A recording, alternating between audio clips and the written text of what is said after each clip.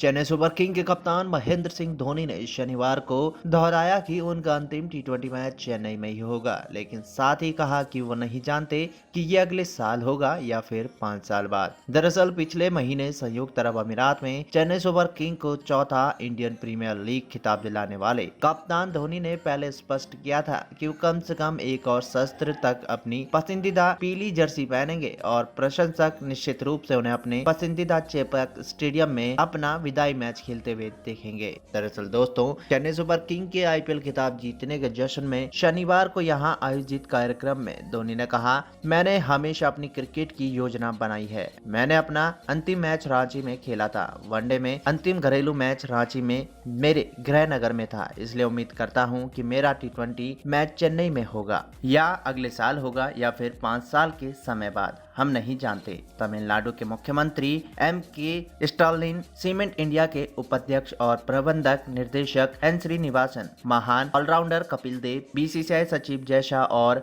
IPL chairman Brijesh Patel की उपस्थिति में धोनी ने कहा कि सीएसके के प्रशंसकों ने टीम को उस समय भी आगे बढ़ाने के लिए प्रेरित किया जब 2 साल आईपीएल में टीम अच्छा नहीं कर सकी थी। उन्होंने कहा, पूरी तरह से ये सीएसके के प्रशंसकों की वजह से है, जो तमिलनाडु से बाहर और भारत की सीमाओं से बाहर भी हैं। हम जहां भी खेलते हैं, भले ही बेंगलुरु हो, जोहानिसबर्ग हो या फिर दुबई, हमने उनका पूर्ण समर्थन किया है। यहाँ तक कि हमारे खराब दौर में भी, जब हम आईपीएल में 2 साल अच्छा नहीं कर सके और इस दौरान जब सोशल मीडिया पर सीएसके के बारे में सबसे ज्यादा बातें की गई, वहीं धोनी ने प्रक्रिया में भरोसा जताए रखने पर जोर दिया और कहा, इससे आईपीएल 2021 में मजबूती से वापसी करने में मदद मिली, जबकि 2020 में टीम का सफर काफी खराब रहा था, जिसमें टीम पहली बार प्लेऑफ के लिए क्वालिफाई नहीं कर सकी थी। उन्होंने कहा, 2008 से हमारा प्रदर्शन काफी शानदार रहा था जब ये फ्रेंचाइजी क्रिकेट में आई थी, लेकिन 2020 में ये दिलचस्प रहा। ये पहला सत्र रहा जिसमें हम आईपीएल के अगले चरण के लिए क्वालिफाई नहीं कर सके थे।